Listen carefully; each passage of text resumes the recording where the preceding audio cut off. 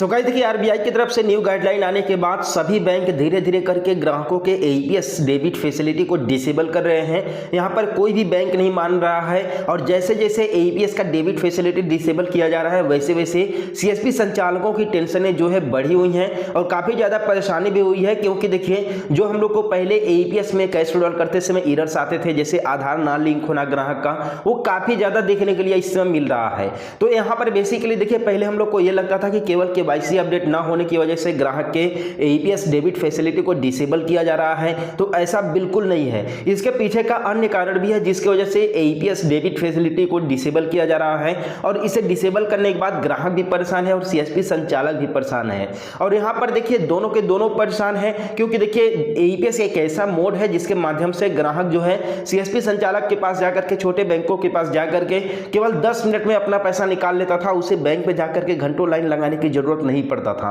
तो यहाँ पर एईपीएस डेबिट फैसिलिटी को डिसेबल किया जा रहा है, केवल केवाईसी ना होने की वजह से ये कारण नहीं है बल्कि कोई अन्य कारण भी है। ठीक है, तो इस बारे में आप लोगों को डिटेल से इस वीडियो में बताने वाला हूं, तो इस वीडियो को पूरा देखिएगा जिससे आप लोग को सही और सटीक जानकारी मिल सके। देखिए आज से करीबन साल डेढ़ साल पहले आरबीआई का एक नया नियम आया हुआ था जिसमें यह बताया गया था कि अगर किसी ग्राहक के अकाउंट में किसी भी बैंक में, ऑल टू ऑल किसी भी बैंक में अगर किसी ग्राहक का खाता है और उस खाते में अगर 90 दिन से ज्यादा हो गया और किसी भी तरह का कोई भी ट्रांजेक्शन नहीं हुआ है, चाहे क्रेडिट का चाहे डेबिट का,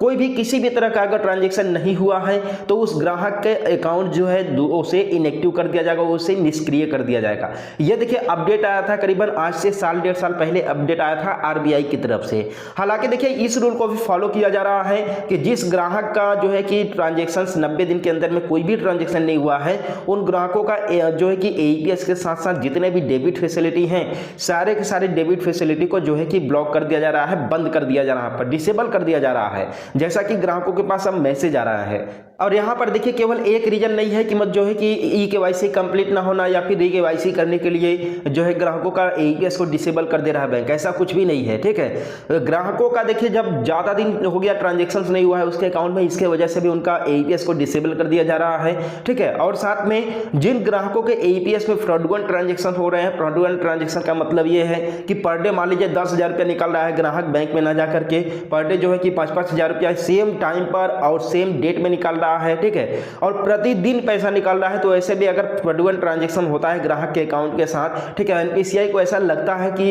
इस ग्राहक के अकाउंट में जो है कि फ्रॉड ट्रांजैक्शन हो रहे हैं, ठीक है, तो ऐसे केस में जो है कि उस ग्राहक के एईपीएस डेबिट फैसिलिटी को डिसेबल कर दिया जा रहा है। तो देखिए यहाँ पर केवल केवाईसी ही नहीं है कि केवाईसी ना होने की वजह से डिसेबल किया जा रहा है, बल्कि जो है कि फ्रॉडुलेंट ट्रांजैक्शन होने की वजह से जो है कि एईपीएस फैसिलिटी को डिसेबल किया जा रहा है। इन वीडियो में आगे बढ़ने से पहले आप लोग बता दें एक बेस्ट रिचार्ज पोर्टल के बारे में, जहां से अगर आप लोग किसी भी कंपनी का एयरटेल चाहे जियो चाहे वीआई चाहे बीएसएनएल किसी भी कंपनी का अगर आप लोग रिचार्ज करते हैं, प्रीपेड रिचार्ज करते हैं, चाहे आप लोग डीटीएच रिचार्ज करते हैं, तो आप लोग को 4% का कमीशन मिलता है। सभी कंपनियों में कमीशन मिलता है, यानी कि अगर आपके एक सेंटर पर कोई ग्राहक 200 रुपया का रिचार्ज कराने आ गया 199 रुपया का, तो 4 दूनी 8 रुपया आपका कमीशन आपके जेब में आ जाएगा। ठीक है, तो बेसिकली इस ऐप का लिंक आप लोग को नीचे डिस्क्रिप्शन में मिल जाएगा। आप लोग गूगल प्ले स्टोर पर सर्च करेंगे सेतु पे, और बेसिकली इसका retailer ID, distributor ID, super distributor ID इसका बिल्कुल फ्री ऑफ कॉस्ट है। अब बेसिकली देखिए जो आरबीआई के पहले के नियम थे ना कि 90 दिन के अंदर में कोई ट्रांजैक्शन ना होने की वजह से ग्राहक के अकाउंट को निष्क्रिय कर दिया जाएगा, इनएक्टिव कर दिया जाएगा, तो बता दो कि ये जो रूल है देखिए अब धीरे धीरे निष्क्रिय हो जाएगा, क्योंकि आने वाले समय यानी कि 1 अप्रैल से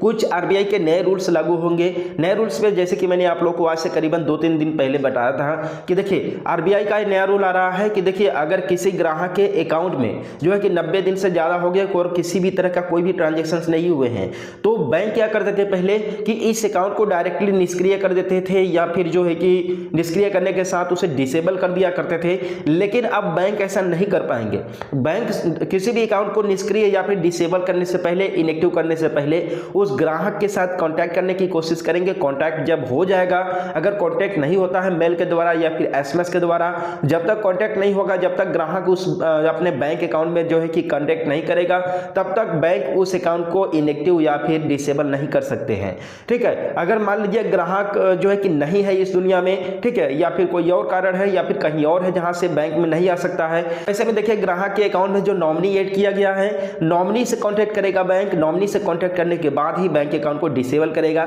एईपीएस सर्विस को डिसेबल करेगा। इसलिए जितना भी एईपीएस डिसेबल अभी हो रहा है वो करीबन मान लीजिए कि 1 महीने के अंदर तक ही होगा, इससे ज़्यादा जो है कि डिसेबल नहीं किया जाएगा। ठीक है, तो आप लोगों को परेशान होने की जरूरत नहीं है कि ग्राहक देखिए केवल एईपीएस के माध्यम से पैसा नहीं निकल पाएगा, बल्कि वो बैंक में जाकर भी पैसा नहीं निकल पाएगा जब तक वो अपना केवाईसी कंप्लीट नहीं करा लेगा, केवाईसी अपडेट नहीं करा लेगा। और जाहिर सी बात है कि जब केवाईसी अपडेट करा लेगा तो हर एक जगह पर पैसा निकलेगा, हर एक मोड जो है कि ट्रांजेक्शन का काम करेगा। ठीक है, इसके लिए आप लोग को परेशान होने की जरूरत नहीं है। तो आई होप कि आप लोग को इस वीडियो के माध्यम से हेल्प मिला होगा। तो चैनल को सब्सक्राइब कर देना, वीडियो को लाइक कर देना, और हम लोग मिलते हैं फिर किसी नेक्स्ट वीडियो में नए अपडेट के साथ।